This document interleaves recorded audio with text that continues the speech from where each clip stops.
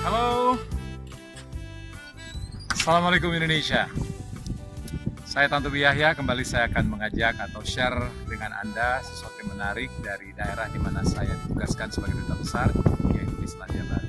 Sebagaimana Anda ketahui, Selandia Baru sudah lama dikenal sebagai pengekspor atau eksportir dairy products atau produk-produk berbasis susu terbesar di dunia.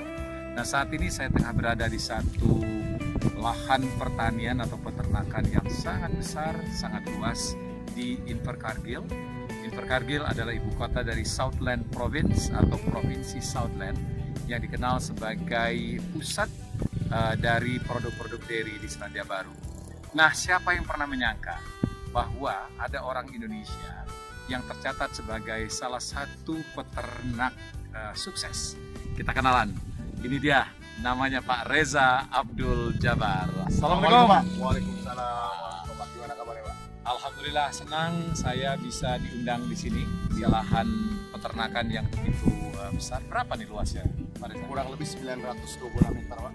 926 hektar. Milik sendiri? Alhamdulillah. Ya. Terus ternak sapi ya? Sapi perah Pak? Sapi perah. Ada berapa jumlahnya? Kita importasi kurang lebih 3.500 sapi ya, yang hidup di 926 hektar. Ya. Itu rata-rata per hari menghasilkan berapa liter susu? Jadi kalau per hari induk-induk besar itu mampu menghasilkan kurang lebih 30-35 liter per hari. Gantung musim laktasi. Baik, Pak Reza, Anda bisa kami sebut sebagai salah satu orang Indonesia yang berhasil di luar negeri.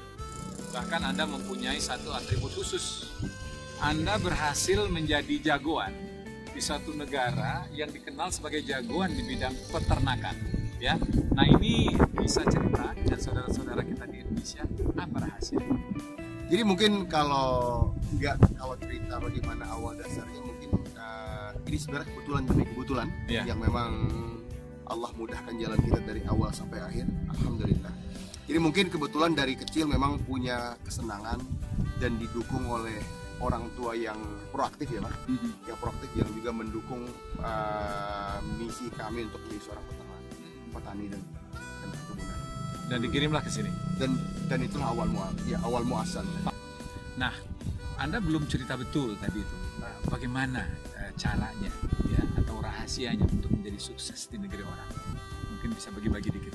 Jadi saya pikir kalau kita kerja dari sisi awal dengan tulus dan ikhlas, saya rasa dimanapun kita. Ya, yang kita jaga prosesnya. Mungkin kita jangan, saya agak sedikit beda mungkinnya, saya bukan result oriented tapi saya mungkin proses oriented. Nah, Anda tadi katakan bahwa Anda memerah 35 sampai 40 liter susu dari seekor sapi. Itu dijual kemana setiap harinya? Jadi kita jual ke koperasi yang namanya Fonterra.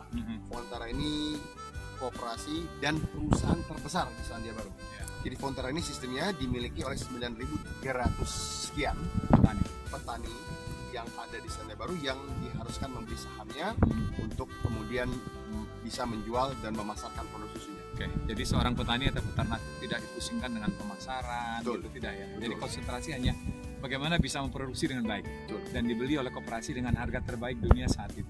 Anda adalah seorang petani, seorang peternak yang sukses di sini, namun masih tetap punya waktu untuk menerima adik-adik mahasiswa dari Indonesia untuk magang di sini. Mengapa Anda masih melakukan itu? Saya merasa itu suatu keperluan dalam arti bagi saya sendiri dan bagi negeri yang kita cintai ini Pak. Oke. Karena kita sering bicara dengan transfer teknologi dan saya melihatnya transfer teknologi yang paling pas dan paling efektif itu adalah dengan melakukan pekerjaan secara langsung. Sehingga adik kita ini bisa melihat, merasakan dan mengalami secara langsung proses pemerahan susu, pembesaran anak sapi, kelahiran anak sapi dan seterusnya. Oke. Terakhir nih, apa yang Anda ingin sampaikan kepada generasi muda Indonesia? Mungkin pesan saya kepada teman-teman, adik-adik ataupun anak-anak sekaligus yang masih kecil, coba pikirkan bagaimana kita bisa mencapai ketahanan pangan yang mantap untuk negara kita yang kita cintai, Indonesia ini. Jadi mungkin harapan kita lebih banyak lagi di antara adik-adik semua yang mungkin bercita-cita menjadi petani untuk nggak malu-malu jadi peternak.